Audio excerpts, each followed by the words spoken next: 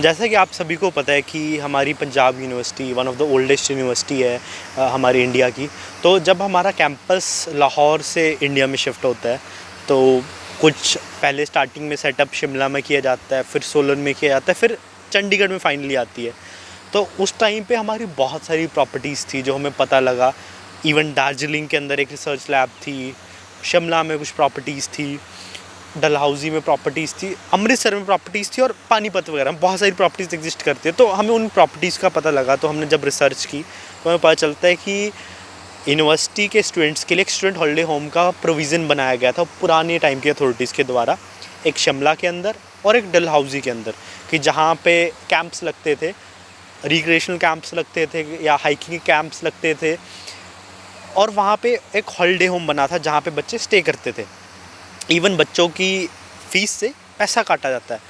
आज की डेट में अगर हम चेक करेंगे तो एक 78 रुपये की पर्ची हमारे स्टूडेंट्स के फ़ंड से काटी जाती है। केवल कैंपस के स्टूडेंट्स नहीं, जितने एफिलेटेड कॉलेजेस के स्टूडेंट्स हैं उनसे पैसे लिए जाते हैं। और बड़ी हैरानी की बात है, मैं इवन खुद पिछले 6 साल से इस कैंपस में पढ़ रहा हूँ।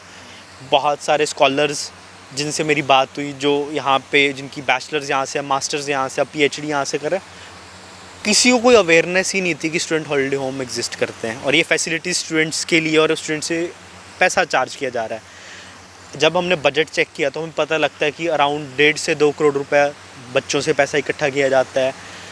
कुछ पैसा पहले ही इकट्ठा है, उसकी एफडी करवाई हुई है, उस पर इंटरेस्ट आता है 1.5 से 2 करोड़ रुपए। तो मतलब हर साल यूनिवर्सिटी पैसा इकट्ठा कर रही है एक फैसिलिटी प्रोवाइड करने के लिए, स्टूडेंट हॉलीडे होम, जो एक फ़ंड है जिसका पर्पस ही है कि स्टूडेंट्स को हॉलीडे होम की फैसिलिटी प्रोवाइड करना। और बड़े शर्म की बात है, हमारी अथॉरिटीज़ उस फैसिलिटी को प्रोवाइड कराने में नाकाबिल रही है।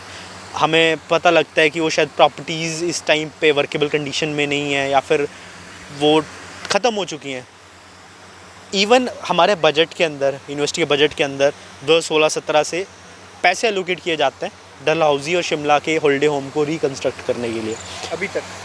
अभी तक वो कैरी फॉरवर्ड हो रहे हैं कि 2016-17 में प्रपोज़ल लाया गया था, प्रॉपर अप्रूव किया गया था एनएडी के अंडर कि 2016-17 के अंदर कि हम शिमला और डलहौजी में रिकंस्ट्रक्ट करेंगे हमारे हॉलीडे होम। आज 10 साल हो चुके हैं। आप बच्चों से पैसा ले रहे हो, आपने फ़ंड अलग से एलोकेट किया हुआ है, आपके पास अलग से पैसे पड़े हुए हैं एफडी के अंदर स्टूडेंट हॉलीडे होम के नाम के, मतलब अभी तक कुछ भी नहीं हुआ। हम नहीं कहते कि ये क्या चीज़ है, हमें तो एक चीज़ हाथ में लगा, कुछ हमने रिसर्च की तो हम यहाँ तक पहुँचे। हम नहीं किसी पे आरोप लगाते कि वीसी करप्ट है, यहाँ का डीएसडब्ल्यू करप्ट है, कोई सेनेटर करप्ट है, सिंडिकेट मेंबर करप्ट है, या फिर कोई एग्जिन ऑफिस में करप्ट है या एफडीओ करप्ट है। पर हमारा सवाल ये है कि अगर आपके पास पैसा आ रहा है, आप पैसा एलोकेट कर रहे हो, तो पैसा कहाँ जा कहाँ रहा है? वो अगर पड़ा हुआ है वहाँ पे तो उस पर्पस के लिए यूटिलाइज़ क्यों नहीं हो रहा? अगर आपने ड्राइंग्स अप्रूव कराई थी कंस्ट्रक्शन की, वो वहीं पे क्यों अटकी हुई हैं? क्या एग्जिन ऑफिस में कोई काम नहीं कर रहा, कोई स्टेट ऑफिस में काम नहीं कर रहा, या कंस्ट्रक्शन ब्रांच में कोई काम नहीं कर रहा? मतलब ये सारे सवाल खड़ा करता है हमारी यूनिवर्सिटी के प्रशासन के ऊपर, रजिस्ट्रार के ऊपर, वीसी के ऊपर, कि बहुत सारे वीसी आए हैं। हम प्रेजेंट में कुछ नहीं कहते कि 10 साल से अथॉरिटी बहुत सारी चेंज हो गई है, मतलब अथॉरिटीज़ आती रही जाती रही, किसी ने भी बच्चों के बारे में नहीं सोचा।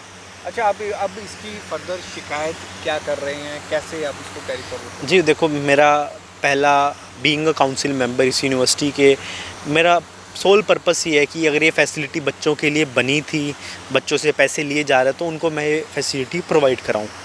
इस चीज़ के ऊपर मैं डिटेल रिसर्च कर रहा हूँ। हम प्रॉपर तरीके से अथॉरिटीज़ को रिपोर्ट सबमिट करेंगे और या मेमोरेंडम सबमिट करेंगे। हमारी डिमांड्स प्रॉपर फुट फॉरवर्ड की जाएंगी कि कल अथॉरिटीज़ सवाल ना खड़े करें या इस सवाल से बचने की कोशिश ना करें। हम उनके सामने सारी चीज़ें रखें और डिमांड करें कि ये चीज़ें बच्चों को प्रोवाइड किया। बिकॉज़ आप कल कोई अगर ये प्राइवेट कोई इंस्टीट्यूट होता, या आप मान लो हॉस्पिटल में, मान लो कि अगर आप पैसे पे कर रहे हो, अगर बेड के लिए आप रेंट पे कर रहे हो, तो आप लायबल हो बेड क्लेम करने के लिए हॉस्पिटल के अंदर। सेम एज इट इज़ यहाँ पे अगर आप पे कर रहे हो स्टूडेंट हॉलीडे होम के लिए, तो आप लायबल उसको क्लेम करने के लिए। कोई प्रोसीजर नहीं है, कुछ नहीं पता कैसे बुक करना है, कौन अब तक बुक करवा के गया है, मतलब कुछ ही नहीं पता। ये सारी चीज़ें अंधेरे में है। हम इनसे जल्दी और पर्दा उठाएंगे, कुछ चीज़ों से पर्दा उठा दिया है और एक्सपोज करेंगे सिस्टम कैसा है।